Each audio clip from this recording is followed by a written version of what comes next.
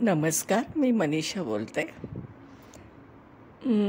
आजचा विषय आपण असा ज्योतिषशास्त्राविषयीच बोलतो आहे.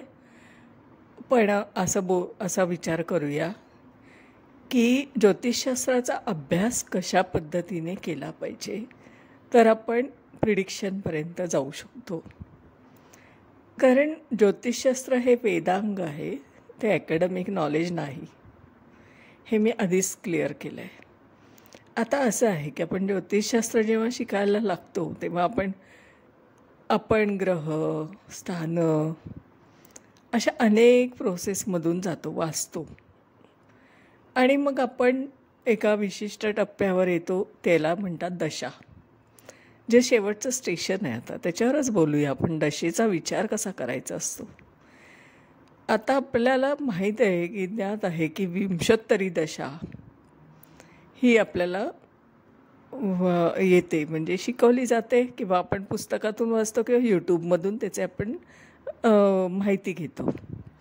आता विंशोत्तरी दशा ही कशावर बेतलेली आहे, कशावर आहे याचा आपल्याला फॉर्म्युला माहीत आहे की चंद्र ज्या राशीत, ज्या नक्षत्रात असतो, त्या नक्षत्राचा जो स्वामी असतो त्याची दशा ही आपल्याला पहिल्यांदा सुरू होते.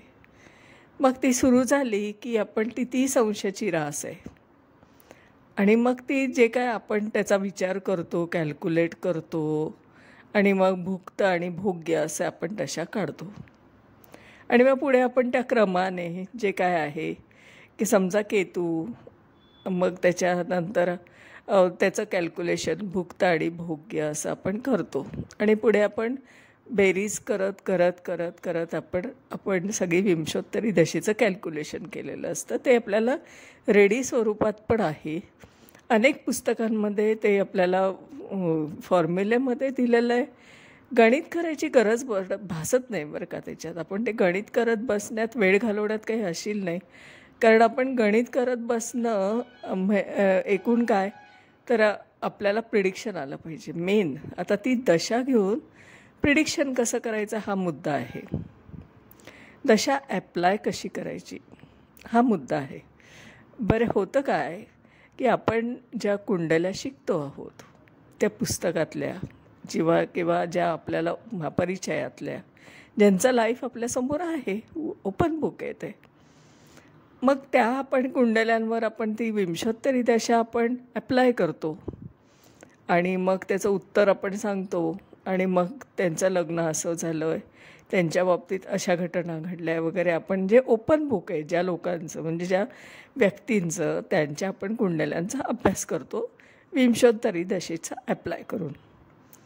माझ्यासमोर एक प्रश्न असा आहे की विंशोत्तरी दशा ही आपल्याला जी काय शिकवली जाते किंवा आपण जी काय अभ्यास करतो त्याच्यात एक विचार असा करा की जर राहू, शनी यांच्या दशा आपल्याला खूप मोठ्या वर्षांच्या आहेत, आणि त्याच्यामध्ये आपण जेव्हा कॅल्क्युलेशन करायला जातो त्यावेळेस आपल्याला त्याच्या सूक्ष्मदशेपर्यंत जावं लागतं. प्रत्यंतर दशा वगैरे सगळं आपल्याला ते प्रोसेसमध्ये जावं लागतं. कारण एवढ्या मोठ्या स्पॅनमध्ये, टाईम स्पॅनमध्ये आपल्याला ते थोडंसं डीपमध्ये जावं लागतं. हा जो काय आपल्याला गोंधळ होतो आहे ना विंशोत्तरी दशेमध्ये, तर मग आपण असंख्य बाकीच्या दशा आपण यूज करतो, बघतो, आणि मग त्याच्यातून आपण शिकतो. हे सगळं जे आपला गोंधळ चाललेला असतो याच्यामध्ये एक लक्षात घ्या की आपण विंशोत्तरी दशा ही जुन्या कुंडल्या, पुस्तकातल्या कुंडल्या किंवा कोणाच्या तरी इव्हेंट घडून गेलेल्यांच्या शिकण्यापेक्षा आपल्या स्वतःचीच कुंडली समोर घ्या आणि त्याच्यावर विंशोत्तरी दशा ॲप्लाय करून पहा. अनुभवास आली तर विचार करा. आणि ते अनुभव अशासाठी आहे की ते कॅल्क्युलेशन आपल्या कुंडलीवर चपखल बसतंय का हे बघा. आणि मग या प्रश्नाचं उत्तर शोधा की मी इथे थांबू शकते का या प्रोसेसला, का मला काहीतरी अजून अवांतर शोध लावायचा आहे.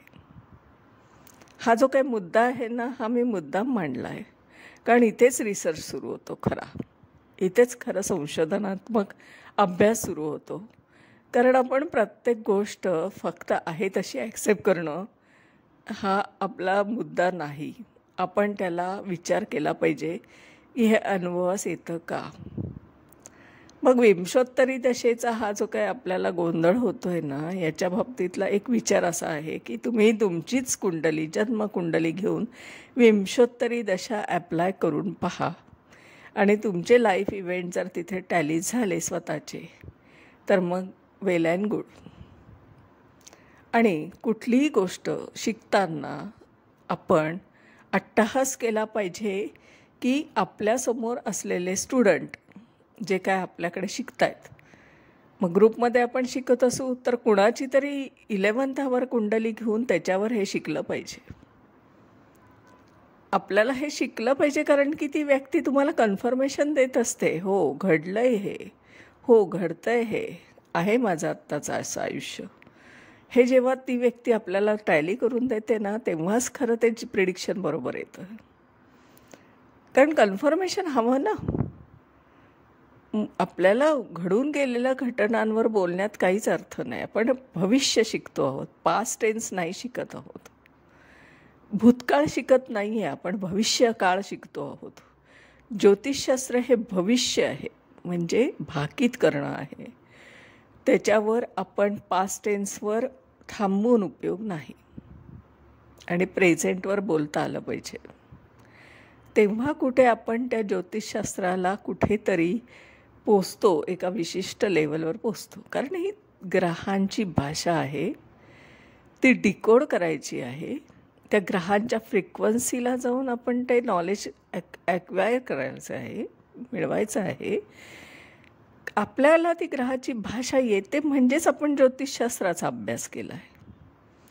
आणि त्या फ्रिक्वन्सीला जाणं म्हणजे त्या ग्रहांशी आपण संवाद करणं आहे. म्हणजे जसं कुंडली समोर आल्यावर की कुठल्या अंशावर कुठला ग्रह आहे, कोणत्या नक्षत्रात आहे, कोणत्या राशीत आहे, कसा आहे, ह्याचा सर्वांगीण विचार केला पाहिजे.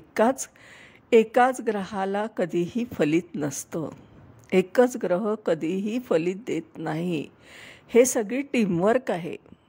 टीमवर्क म्हणजे हे सगळे जे 12 ग्रह आहेत आपल्या कुंडलीत, प्रत्येकाच्या कुंडलीत आहे.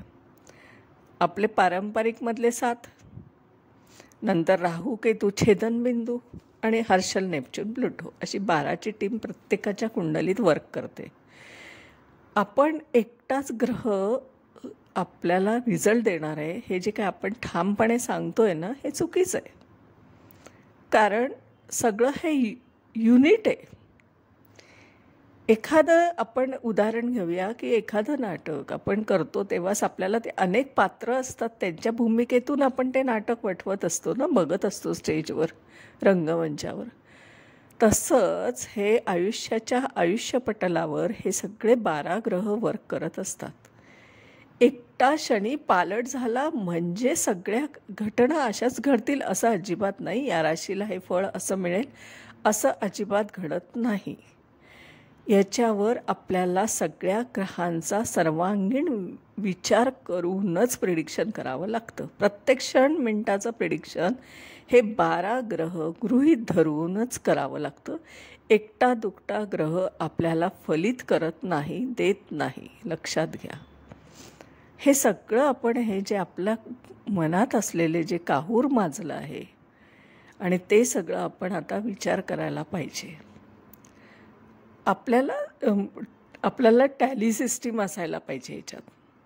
आणि आपण भविष्य शिकतो आहोत, भूतकाळ शिकत नाही आहे. त्यामुळे कुठल्याही पुस्तकातल्या कुंडल्या घेऊन भूतकाळाचा आपण अभ्यास करणं हे चुकीचं ठरू शकतं. गाईडलाईन त्याच्यातून आपल्याला मिळेलच याची गॅरंटी नाही, थोडा अंदाज येऊ शकतो फक्त. त्यामुळे लाईव्ह कुंडल्यांवर अभ्यास करायला शिका, स्वतःचं आयुष्य आधी वाचा आणि ज्योतिषशास्त्राचा अभ्यास करा, असं माझं प्रामाणिक मत आहे. आजच्या दिवसात इथेच थांबते. धन्यवाद.